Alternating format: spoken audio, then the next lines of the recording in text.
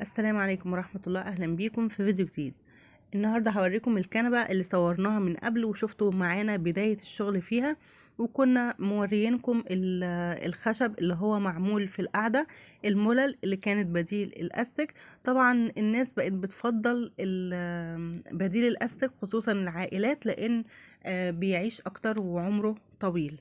الفيديو طبعا اللي فات كان فيه الشرح بالتفصيل، وكنا مصورين الملل اللي هي بديل الاستك، وصورنا كمان طريقة تنجيد الأرضية بتاعت الكنبة دي. زي ما انتم شايفين الكنبة عندي هنا الدراعات مربعة والظهر دوران والرجول عالية كده. زي ما انتم شايفين ارتفاعها حوالي 10 سنتي، وهي الرجول لسه ما اتدهنتش، لسه هتاخد لون. الشغل عندي طبعا هنا القاعدة بعد ما الملل بتتسمر كويس بيتشد عليها قماش عشان لما اجي احط السفنج ما يسقطش في الفراغات اللي ما بين الملل. بعد كده بحط السفنج بتاعي ال2 سنتي وبيتشد عليه القماش الأرضية، اللي هو قماش الأنتريه نفسه.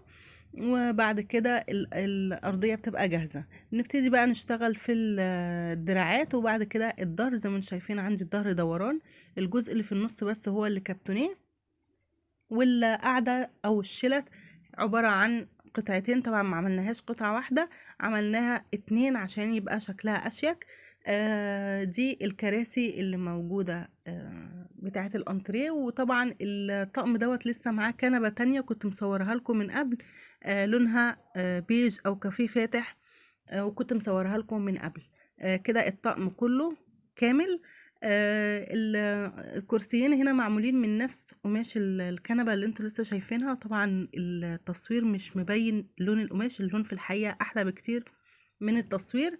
الكاميرا مش موضحة الشغل قوي، بس اللون في الحقيقة يعني جميل. زي ما انتم شايفين دول الكراسي اللي مع الكنبة. السفنجة عندي هنا الكثافة بتاعته 45، وطبعا بيتحط عليه طبقة فايبر رول ويتكسى بالعبك، وبعد كده الكسوة الخارجية بتاعة الأنتريه. وده شكل الكنبة بعد ما تشطب. طبعا صورت لكم كل البدايات، والكرسيين شفتوهم، والكنبة البيج كنت مصوراها من قبل. ما تنسوناش بلايك وشير واشتراك في القناة، والسلام عليكم.